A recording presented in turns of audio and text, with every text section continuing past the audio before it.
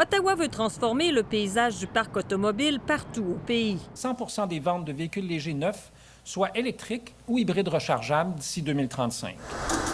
Pour y arriver, le gouvernement met les constructeurs au pas. Dès 2026, les véhicules zéro émission devront représenter 20 de toutes les voitures neuves mises en vente au Canada, puis 60 en 2030 pour atteindre la cible de 100 en 2035.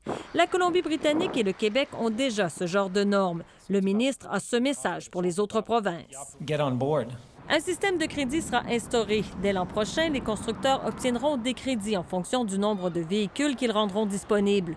Et pour répondre aux inquiétudes des consommateurs en milieu rural, les véhicules hybrides avec une autonomie d'au moins 80 km seront aussi admissibles. Ce qu'on constate, c'est que les constructeurs automobiles envoient en priorité leurs véhicules électriques dans les juridictions ou les pays réglementés. Sans cette norme, les consommateurs canadiens sont défavorisés, croit le PDG de Mobilité électrique Canada. Les constructeurs automobiles vont envoyer les véhicules électriques en Europe, en Chine et dans 17 États américains qui ont ce qu'on appelle une norme zéro émission.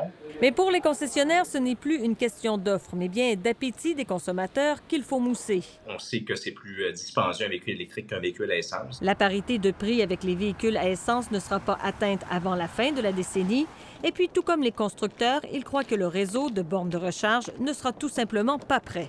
C'est primordial que le gouvernement puisse envoyer le message aux Canadiens, aux Québécois qu'ils vont continuer plutôt, devrais-je dire, à investir dans l'infrastructure de recharge. Et là, ce qu'on voit, c'est que le gouvernement, de façon dogmatique, se fixe des cibles. Les conservateurs promettent déjà d'abolir la mesure s'ils sont élus, sans pour autant proposer d'alternatives.